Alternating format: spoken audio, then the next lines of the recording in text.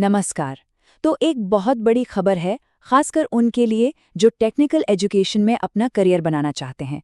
झारखंड लोक सेवा आयोग यानी जेपीएससी पॉलिटेक्निक कॉलेजों में लेक्चरर के पदों के लिए एक शानदार मौका लेकर आया है। चलिए इस पूरी प्रक्रिया को जरा डिटेल में समझते हैं और देखते हैं कि ये अवसर कितना बड़ा हो सकता है।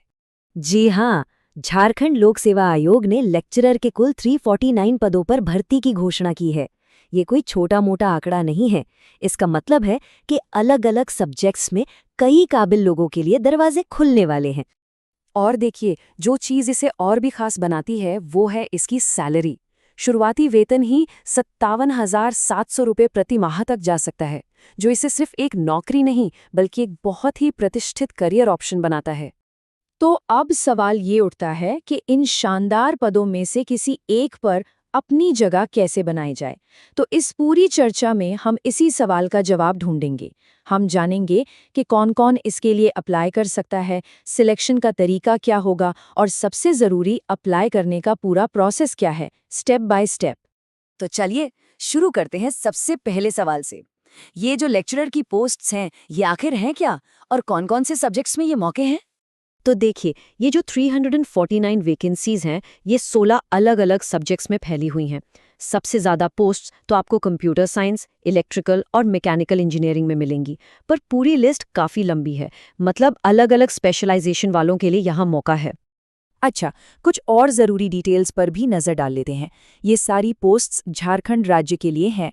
जो भी सिलेक्ट होगा उसे शुरुआत में 2 साल के प्रोबेशन पीरियड से गुजरना होगा और ये पूरी भर्ती जेपीएससी यानी झारखंड लोक सेवा आयोग ही करवा रहा है।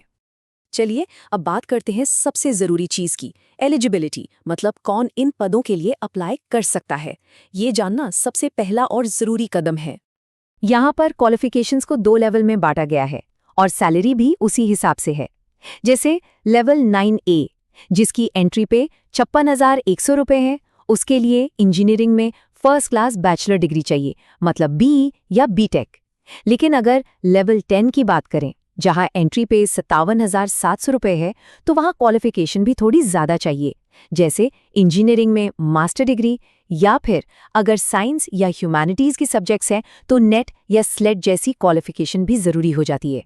अब ये फर्स्ट क्लास का बार बार जिक्र हो रहा है, तो इसका मतलब क्या है? सीधा सा मतलब है 60% मार्क्स। और हाँ, एक बहुत ज़रूरी बात, SC, ST और दिव्यांग उम्मीदवारों के लिए 5% की छूट है, यानी उनके लिए ये सिर्फ 55% है। एज लिमिट की बात करें तो यहाँ काफ़ी राहत है। कोई अपर एज लिमिट नहीं है, बस रिटायरमेंट की उम्र यानी 65 साल तक अप्लाई किया जा सकता है। इसका मतलब ये हुआ कि जो अनुभवी प्रोफेशनल्स हैं, उनके लिए भी ये दरवाजे खुले हैं। ठीक है, तो मान लीजिए कोई एलिजिबल है, तो फिर आगे क्या? सिलेक्शन का प्रोसेस क्या है? चलिए अब इसे समझते हैं कि आखिर नियुक्ति का रास्ता कैसे तय होगा। देखिए, सिलेक्शन प्रोसेस का जो वेटेज है वो काफ़ी दिलचस्प है। कुल 100 मार्क्स में से 80 मार्क्स सीधे सीधे एकेडमिक रिकॉर्ड पर हैं और सिर्फ 20 मार्क्स इंटरव्यू के। इससे एक बात तो साफ है कि एकेडमिक्स का यहाँ बहुत बड़ा रोल है। तो ये 80 नंबर मिलेंगे कैसे? ये सिर्फ डिग्री के मार्क्स नहीं है।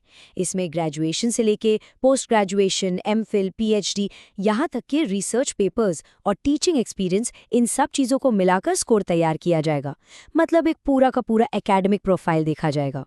अब जब हमने एलिजिबिलिटी और सिलेक्शन प्रोसेस समझ लिया है, तो आते हैं सबसे प्रैक्टिकल पार्ट पर, अप्लाई कैसे करना है। ये रही एक स्टेप बाय स्टेप गाइड। देखिए, पूरा प्रोसेस 6 आसान स्टेप्स में है। सबसे पहले जेपीएससी की ऑफिशियल वेबसाइट पर जाना है, वहाँ 1 टाइम रजिस्ट्रेशन करना होगा। फिर ऑनलाइन फॉर्म भरना है, फीस पे करनी है और भरे हुए फॉर्म का प्रिंट आउट लेना है। और आखिर में उस प्रिंट आउट के साथ अपने सारे डॉक्यूमेंट्स लगाकर जेपीएससी ऑफिस भेजना है। अगर ये स्टेप्स फॉलो किए जाएं तो प्रोसेस काफ़ी आसान है। एप्लीकेशन फ़ीस की बात कर लेते हैं। ये कैटेगरी के हिसाब से अलग-अलग है। जनरल कैटेगरी के लिए ये 600 रुपये है। जो लोग झारखंड के SC या ST हैं, उनके लिए ये 150 रुपये है। और एक अच्छी बात यह है कि दिव्यांग उम्मीदवारों के लिए कोई फीस नहीं है, उन्हें छूट दी गई है। और अब सबसे ज़रूरी बात, तारीखें। ये 2 तारीखें बिल्कुल मत भूलिएगा।